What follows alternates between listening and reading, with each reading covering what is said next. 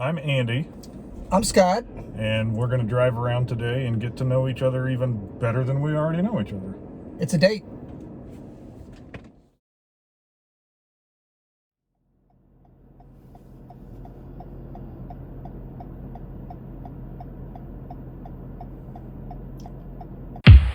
Shake it like you mean it, baby. Come on and dance with it. Come on. Shake it like you mean it, baby. Come on and dance with it.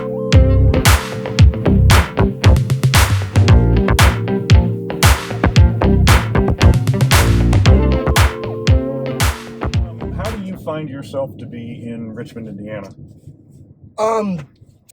My parents moved here in the mid-90s while I was in college, and I came to visit them one weekend, and I randomly met this girl, and Yeah.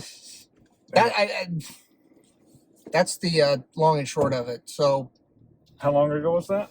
I moved here in 98 when I graduated college. College where? Indiana State.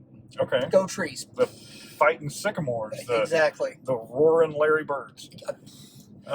Was there still a Larry Bird presence? Is there a Larry Bird presence in the 90s? Oh, yeah. He owned a hotel, actually.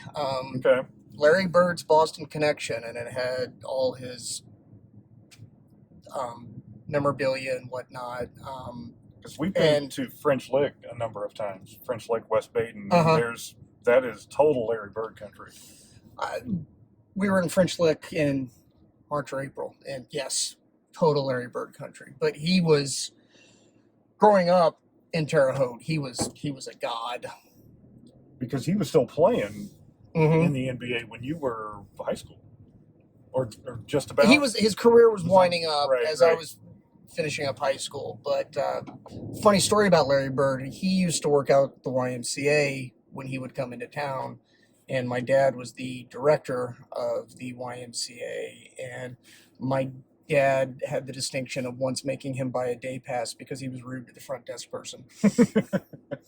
Did he pull the "Don't you know who I am"? His friend did. Wasn't his Don't brother? you know who that is? Oh man, wasn't his brother Eddie? Eddie was at Indiana State when I was in high school, Okay. junior high school. What kind of do we know anything? I don't. Is he the Billy Carter to his Larry Bird? He might be more the Roger Clinton. that's the word. Yes, that's what I was looking for. Regardless of the size of your platform, people are listening to you. Uh-huh. Even if it's just one person.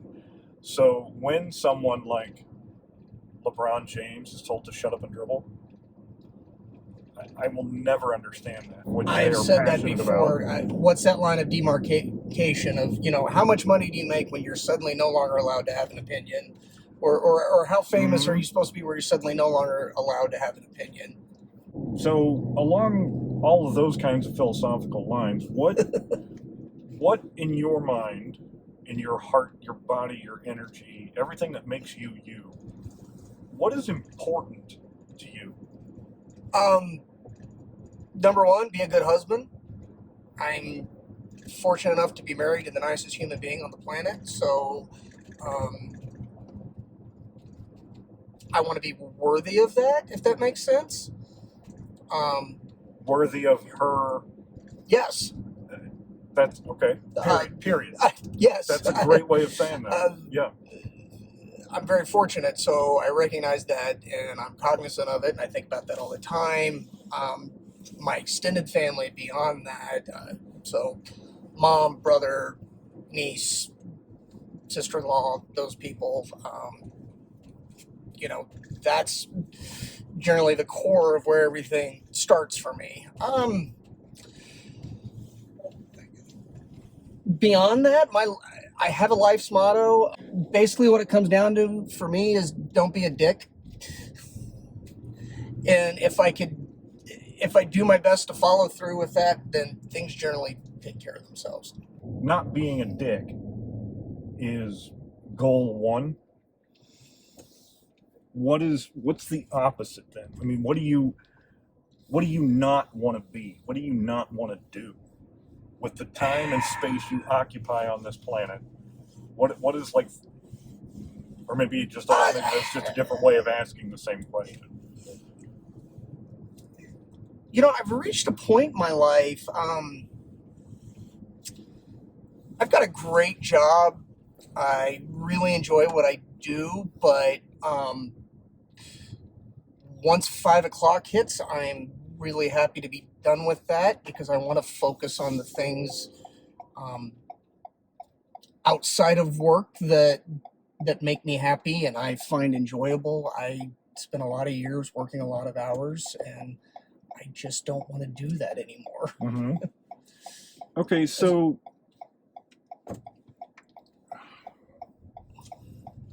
how do you spend free time? I mean, what do you when you have downtime, not at work, whether it's time shared with Stephanie or on your own? What do you do? For years, and I've kind of fell out of it, and I'm trying to get myself back into it.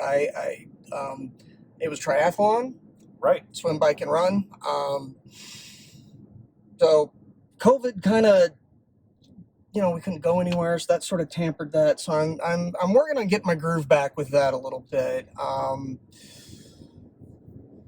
Music, I'm so happy to be going to live music again. Got to go to my first show in more than 2 years, about 2.5 weeks ago. So, What show was that? Robert Plant, Allison Krauss. Took my mom. Okay. It was her Mother's Day present. Great show, by the way. I'm going to show my immaturity here, but during COVID, I picked up a really bad Lego habit. And I find that incredibly relaxing. One of the things people will talk about that has like a short term, for the amount of energy you put into something and you instantly receive that's now finished. I can't think of the right words to, how I'm trying to say There's it, a sort of instant gratification for that. And Okay. and along those same lines, I can't believe that I love to cook. Okay. And you can ask my wife, I'm pretty much in charge of meal planning, meal prep, cooking. So I'm the one who cooks dinner almost every night. What do you get out of cooking? I mean, what does that do to you?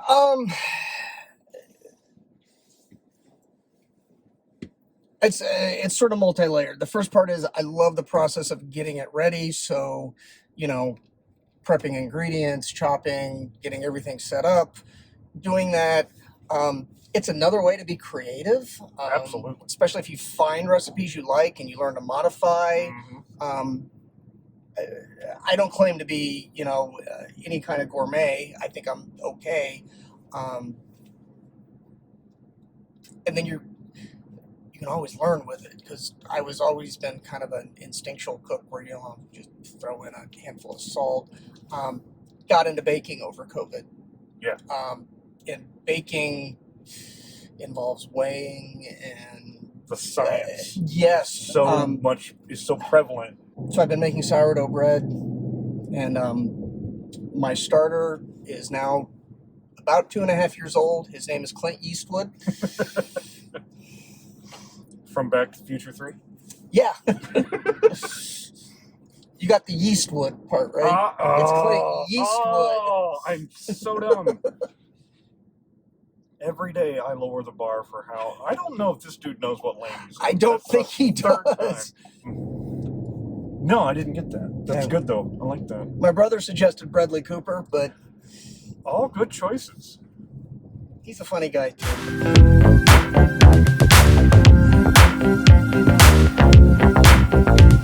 My first experience with you, I think, when I first was aware of who you were, was Spamalot. Oh, dude, you caught me on a good day. Dude, you killed it. That was for amateur theater in the Midwest, in a town of barely 30,000. That was, in my opinion, the best thing that theater's done in 15 years. I was blown away because we went because Mark and Michelle Daffler are really great friends. And Oh, God, Mark. Oh, God. Those are two wonderful people. Aren't they? They are. I love them. They are just so nice. Yes, agreed. Good humans. Yeah, I thought Broadway musical in a community theater in the Midwest.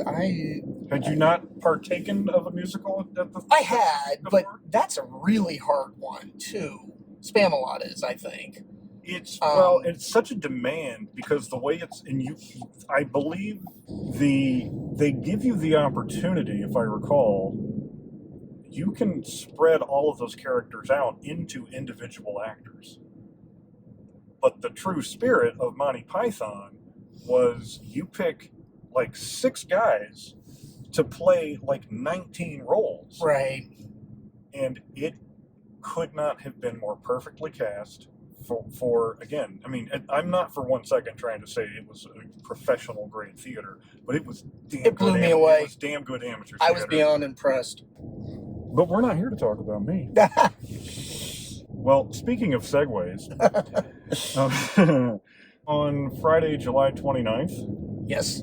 the plan is you, as a guest performer, are joining our troupe of local amateur improvisers. Yes.